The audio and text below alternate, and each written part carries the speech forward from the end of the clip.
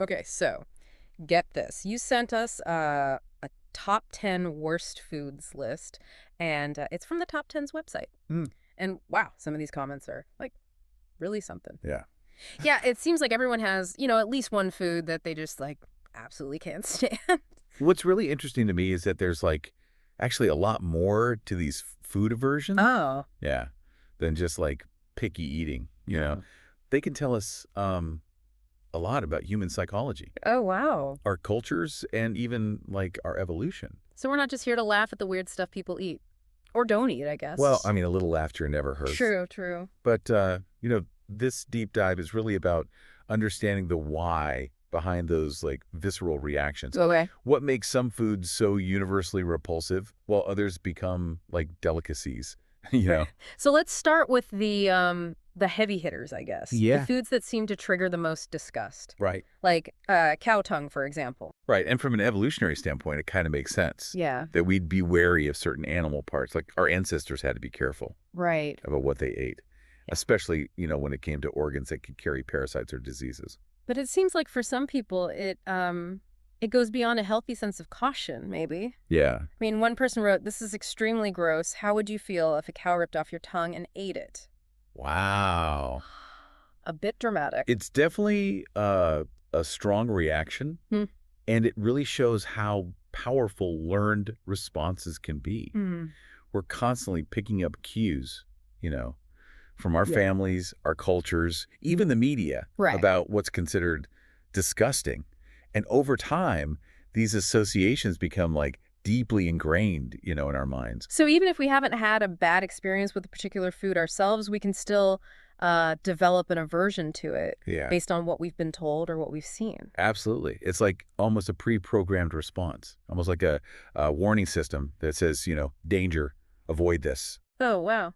And then we've got Rocky Mountain oysters, Right. which for those who don't know are bull testicles. Yeah, another example where cultural conditioning really plays a huge role. Okay. In some cultures, these types of, organ meats, they're prized Yeah. for their flavor, nutritional value. But in others, like the idea of eating them is like completely taboo. Yeah, the reactions on the list were they were pretty extreme. Yeah. One person said they tried it once and vomited for 2 days. Oh my goodness. Another asked, "How is a vegetable worse than the private parts of an animal?" Which I guess is a fair question, maybe, Yeah. depending on your perspective. Right. It all comes down to what we're exposed to, right? Right. And what's considered normal or acceptable within our own like cultural framework. Yeah, it's funny though, those same commenters seemed like way less bothered by Brussels sprouts than, well, animal testicles. Well, food aversion isn't just about cultural influence, right? Oh. Personal experience and individual sensitivities are huge factors too. Okay. Some people might have like a genetic predisposition to be more sensitive to bitter flavors, Hmm. which could, explain their strong reactions to Brussels sprouts. There's actually a specific gene, Really? yeah, TAS2R38, that's been linked to how we perceive bitterness. So it's like our genes are playing a role in what we find appealing or like revolting. Exactly. Yeah. And it's not just about taste either. Think about texture. Oh, yeah. Some people can't handle anything slimy, Oh, for sure. while others love that crunch of like raw vegetables. That makes me think of those videos where people tried durian fruit for the first time. Oh, yeah. It's known for its incredibly pungent smell, right? yeah. And like creamy texture, Correct. which some people find absolutely disgusting while others consider it a delicacy. Durian is like a perfect example of how our senses and our past experiences shape our reactions to food. If you've never encountered a smell like that before, it can be like overwhelming Right. and even repulsive. Okay, I have to ask, have you ever encountered a food that made you gag just by looking at it? I'll admit there are a few things that I'm not particularly eager to try, Yeah. but that's what makes this topic so fascinating. Right? Yeah. It's so subjective and personal. So it's not just about the food itself, Right. Okay. but about the individual's perception and their experiences shaping their reaction. Yes. It's not you food, it's me. Precisely. And speaking of individual reactions, let's move on to some of the foods that elicited a more nuanced response. Okay. These are the ones where people seem like conflicted. Almost like they want to like them, but something holds them back, you know? Oh, interesting. This is where it gets interesting, right? Yeah. We're talking salmon, Nutella, even avocado. Right. These aren't exactly things you'd, like, expect to find on a worst foods list. And yet, they spark some pretty strong opinions. Hmm. Take salmon, for example. Yeah. One person on the list said, living in Norway, eating salmon is basically like a requirement. Right. But I can't eat this thing. Yeah. I just, gag at the smell. It's so interesting how a food that's considered, staple in one culture Right. can be completely off-putting to someone else, Yeah. I wonder if it's, like, a specific type of salmon preparation that, turns them off. Mm-hmm. Or if it's the smell of the fish itself.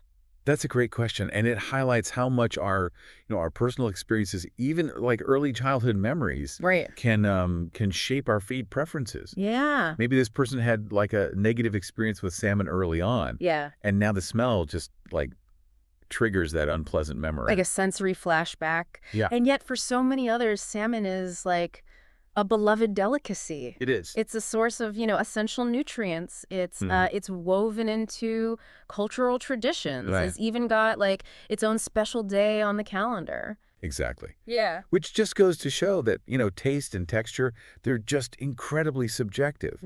What one person finds delightful, another might find utterly repulsive. Now we've got Nutella, Right. which seems to be like a love it or hate it kind of food. It is. Some people find it way too sweet Yeah. and complain about its texture, Right. while others, can't get enough of that chocolate hazelnut spread. I think Nutella is a great example of how, how individual variations Yeah, in our taste receptors can lead to such different experiences. right. Some people are naturally more sensitive to sweetness, while others just crave it. And let's not forget about the role of fat content and texture. Yeah. Nutella's pretty rich, and that creamy texture Yeah. can be a bit much for some people. You got it. Our individual preferences for, different levels of sweetness, fat content, texture, Right. all contribute to how we perceive a particular food. And last but not least, we have the avocado. Yes. The fruit that seems to divide the internet. It does. Some people, praise its health benefits and creamy texture, Right. while others describe it as mushy and bland, even comparing it to, baby food. Avocado is definitely, one of those foods that can elicit strong reactions, both positive and negative. Remember our conversation about super tasters earlier? Uh-huh. Well, they might be particularly sensitive to the subtle flavors Right. and buttery texture of avocado. Ah, so that could explain why some people have, such an aversion to it. It's not that they're, being picky or anything. Oh, exactly. It's that their taste buds are sending them a clear message not for me. Precisely. And it reminds us that there's a real biological component to our food preferences. Yeah. It's not just, a matter of personal taste. It's also about our genetic makeup and how our senses interact with the world around us. So we've gone from disgust to cultural influences to the biology of taste. But this list also brought up some interesting ethical considerations, I think, when it Yeah. comes to food. Right. And I think this is where things get really thought-provoking. You're absolutely right. And we start thinking about, where our food comes from Right. and the processes involved. It adds a whole new dimension to our preferences. Yeah. What might seem like, just a simple matter of taste Right. can actually tap into some deep-seated values and beliefs. For example, frog legs sparked some pretty heated comments on the list, Oh, really? with some people expressing concern about animal cruelty. Mhm. One person even called it unimaginable abuse. That reaction, it speaks to a growing awareness, I think, Yeah. of animal welfare and a desire to align our food choices with our personal ethics. Right. More and more people are questioning the impact of their dietary choices, not just on their own health, but on the well-being of animals and the planet as a whole. It gets even more complicated when we consider something like balut. Oh, a developing duck embryo right. that's a popular street food in some parts of Southeast Asia. Yeah. The reactions on the list, they ranged from "I don't find eating duck embryo gross as we eat other animals" to "This one is so nasty I almost puked looking at it." Ballard is a great example of how, you know, how cultural relativism comes into play. What's considered a delicacy in one culture Yep. might be seen as utterly repulsive in another. It challenges us to think about our own biases Right. and to approach, different culinary traditions with an open mind. It also raises the question, just because something is considered normal or acceptable in one culture, Right. does that make it ethical? Yeah. And who gets to decide what's ethical when it comes to food? That's a complex question. Yeah. And there's no, easy answer. Yeah, It's a conversation that requires, empathy, understanding, right. and a willingness to engage with different perspectives. Yeah. What we can say, for sure, is that our relationship with food is deeply intertwined with our values, our beliefs, Yeah.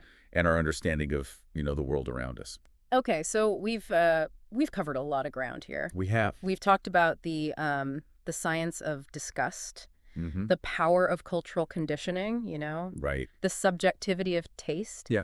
and even the ethical considerations Right. that come into play when we're talking about food. And through it all, we've seen that our relationship with food, it's much more complex than just satisfying our hunger. Yeah. It's about our biology, our psychology, our culture, our values. It's all interconnected. This top 10 worst foods list Yeah. has been a really interesting way to explore all of those different aspects It has. of our relationship with food. And I think it's safe to say that there's no such thing as a universally bad food. Right. It all comes down to individual preferences. Exactly. And that brings us to a question for you, Okay. our listener. Right. What are your food aversions? Yeah, what are they? And what do you think is behind them? Yeah. Is it a bad childhood memory? Hmm. A cultural taboo? Maybe. Or maybe just a texture that makes you squirm? Could be. Maybe you're someone who loves to try new things, always up for a culinary adventure. Yeah. Or maybe you have a few hard and fast rules about what you'll allow on your plate.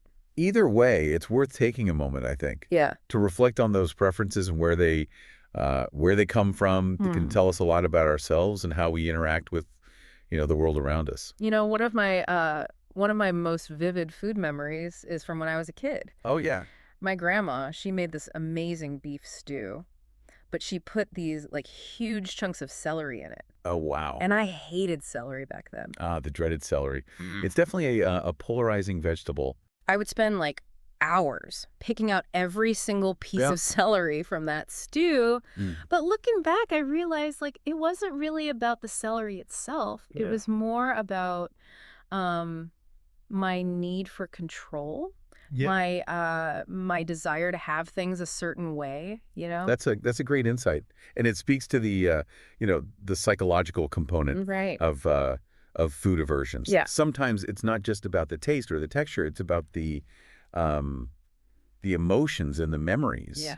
that we associate with a particular food. And as we get older, our tastes change, right? We do. Our experiences broaden. Yeah. And hopefully we become a little more open-minded about trying new things, I guess. Right. Maybe I'd actually enjoy that beef stew with the celery now. Maybe, but I think it's important to acknowledge that there are some foods that we may never come to enjoy, Yeah. no matter how much we try to broaden our horizons. I think that's fair. I mean, I'm not sure I'll ever be a fan of casu marzu. The Sardinian cheese, Oh, yeah? that's intentionally infested with live insect larvae. That one's definitely not for everyone. Yeah. But even if we don't personally want to try something, Right. it's important to approach, different cultures Yeah. and culinary traditions For sure.